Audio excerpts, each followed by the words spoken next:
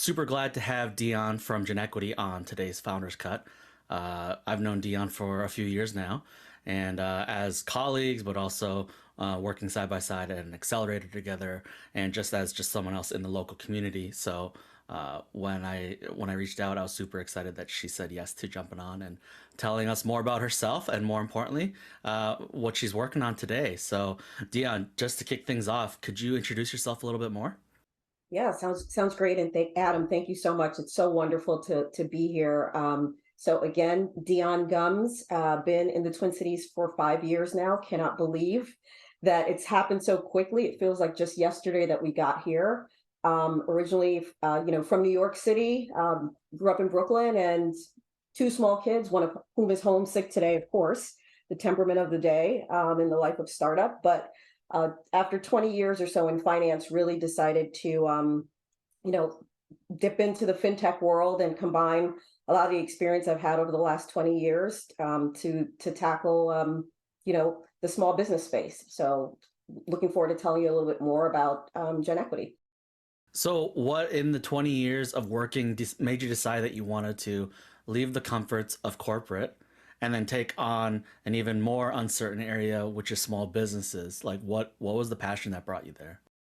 Yeah, I think there were a couple of things. So I think throughout my career, I've always been, I would say, an entrepreneur, right? So, there's the job at hand that we're all meant to do, and thankfully, I was able to do that well. And then I was always looking for the next problem to solve, even in the companies that I was with. And so for me, it was probably just a matter of time. I mean, I remember in 2005 for my business school essay, for example, right, I wrote that at some point after 20 or something years, I would start my own company. It's not the company I envisioned starting, but I knew at some point I'd be able to take that leap. And our move here to the Twin Cities really allowed me to reflect and be able to do that.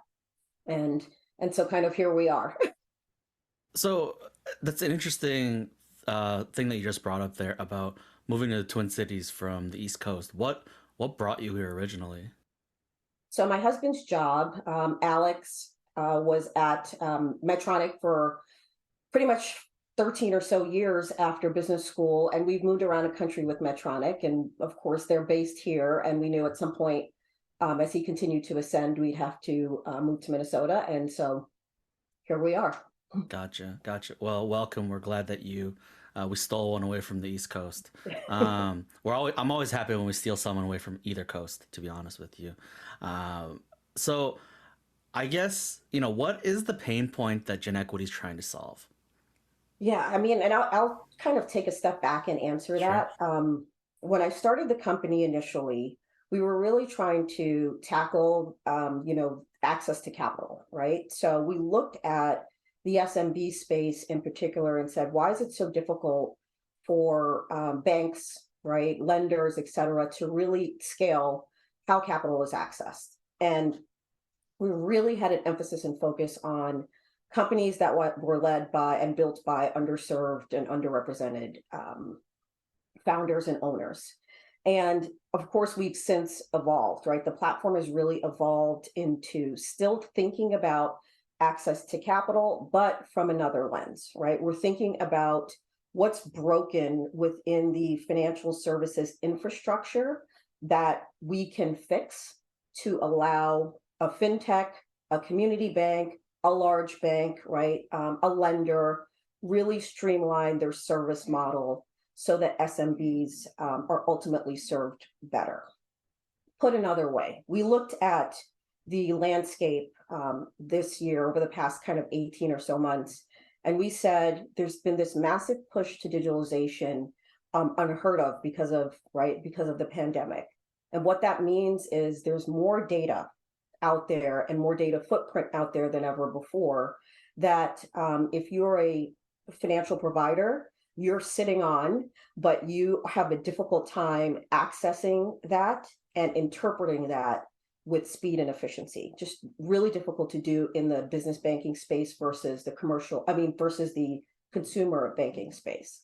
On the other side of that, we said, well, what that means is if I'm a business owner, I can't get the right services and products I need real time that are relevant to my business. The other thing that came out of the pandemic is most business owners, probably about 70 or so percent of business owners, finally said, we would love our financial institutions to be a different kind of financial partner, right? In other words, tell us a little bit more about going beyond just giving us funding. Tell us how we can actually build and grow our business based on the expertise you have.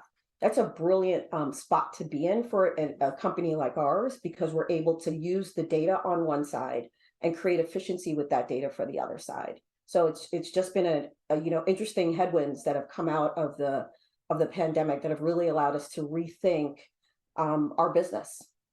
And is the focus still on underrepresented business owners and founders from your perspective, or is it now more of like a foundational platform play for all small business owners and Yeah, founders? it's a foundational platform play for all small business owners. I think our general DNA is always tilted around financial inclusion, right? And financial inclusion doesn't necessarily just mean one component of the ecosystem.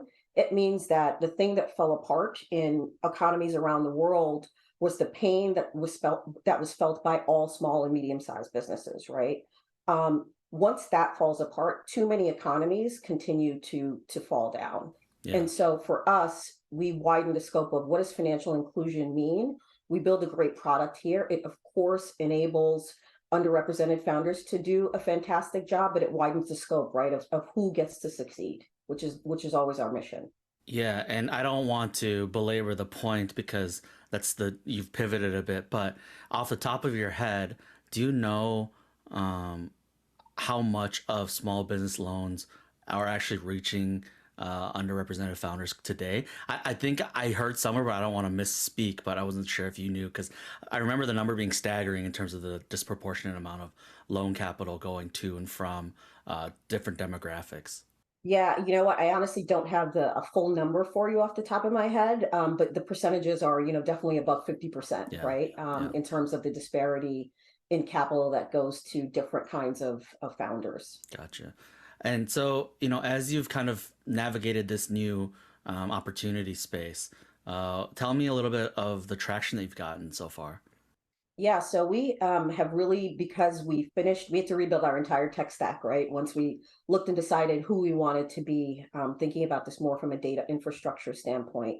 And we are now coming out of beta. So we are actively talking to, large credit unions, community banks, pipeline of other kinds of lenders, and also wealth advisors. And so we're in the early stages of doing just that, and just really looking forward to find great partners. Of course, we have a growing partnership that we're formulating also with MasterCard, that continues to be a great partner as we came out of their corporate accelerator last year. So I think it's just a great time. You wouldn't think that it's a great time to build a business, but for us, there's opportunity and chaos, right? And I Yeah. think everyone could safely say that we are in interesting, chaotic economic environment. Yeah, you say it might not be the best time, but for any investors listening right now, I think you all know that some of the best times to make investments is when the markets are as risky as they are. At least at a surface level, they appear to be risky, but there's great deals out there. Dionne's one of them, right? She's building something really cool. Um, let's take a step back. I asked about traction, and I asked about discrepancies in where the money's going. How about from the perspective of when the dust settles, if things go the way you envision them going for Genequity, how big of an opportunity is what you're building? Yeah, I mean, of course, our goal and my goal is always to build, a sustainable business, right? I think every entrepreneur is thinking about how can they build something that can grow and scale and have massive impact and revenue. Ultimately for us, we see this as a multi-billion-dollar opportunity that will scale around the world. We already have banks in Latin America and partners in Latin America that have started reaching out to us, so we understand really the use case for what we're building. And even if you think about the flow of capital, right? You've got a $600 million plus market on one side, and then you've got 30 million small businesses in the US alone on the other.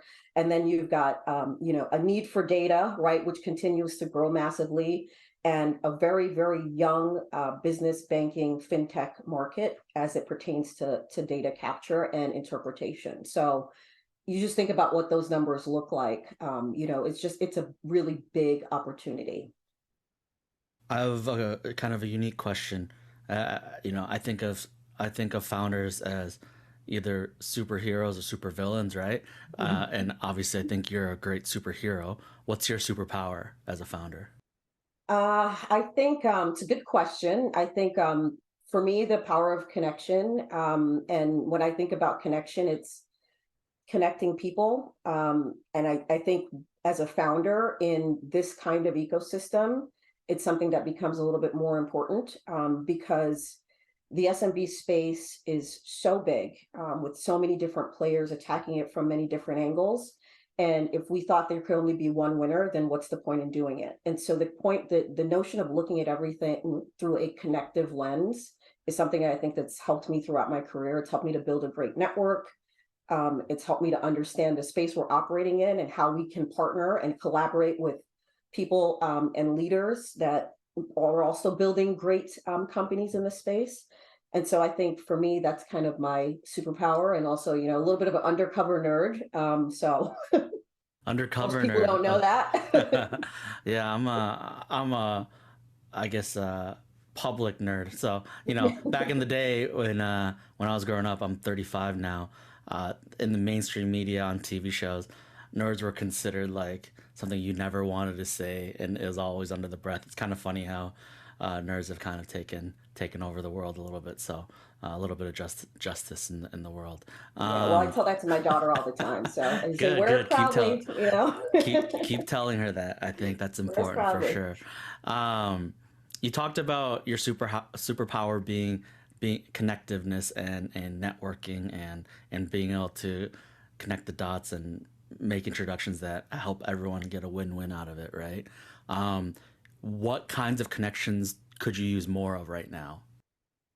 Yeah, I think based on where the company is today, one of the things that we're always looking for are, great partners, right? And partners, of course, in the financial services space, but also partners on the tech side. We have a team that's growing, that's international as well as, around the country. And we love to be able to, build great connectivity with, for example, data scientists, right? People that are steeped in the financial ecosystem, banking partners, and of course, obviously, investors with a unique lens around fintech.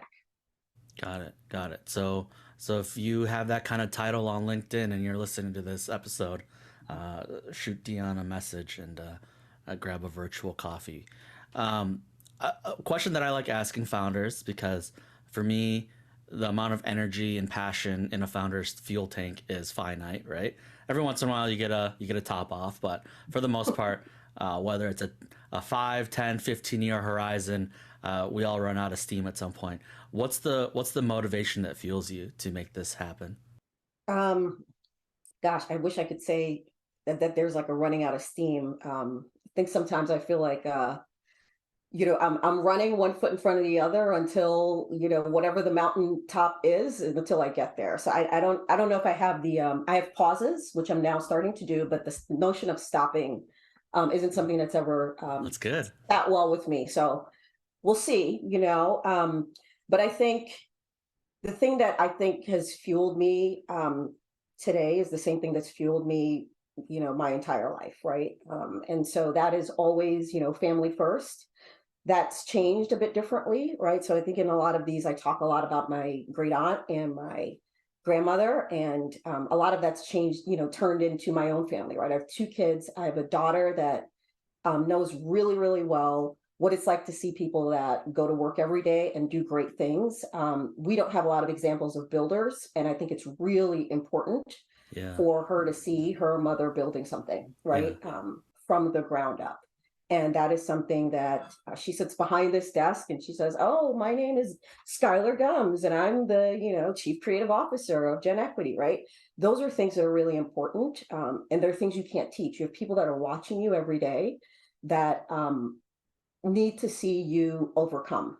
Yeah. And it comes through in many different forms, but that's like the thing that hands down I, drives me. I love that answer. The fact that your motivation is something and someone that you care so much about, right? Like you don't want to you don't want to stumble and fall because there's someone watching you and you want them to mirror you. And huge pressure, but it's also huge motivation. So instead of turning it into a negative, you spin it in a positive. I wanted to say something that so I've known, like I said in the beginning, I've known Dionne for a few years now.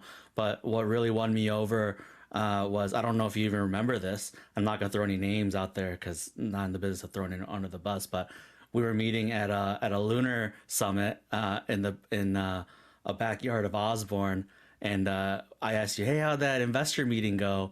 And you rolled your eyes. You're like, "Ah, they just didn't get it. They said I was too early. They said all this stuff, the classic lines." And I said, "You know what? You don't need them." And I think you looked at me and said, "You know what? Yeah, I just use it as kind of like motivation." And at that Yeah. moment, like I knew exactly how you were feeling, and what was like that was a top off moment for you, and I knew it, right? Like your tanks were filled again. I don't like talking about the motivational fuel, but it's I consider it to be my most unhealthy, but also my most powerful, which is like proving people wrong. And so I could see it in your eyes that day, and you instantly won me over when we had that brief like 30-second conversation. So I Well, wanted to throw I that out there. appreciate you remembering that.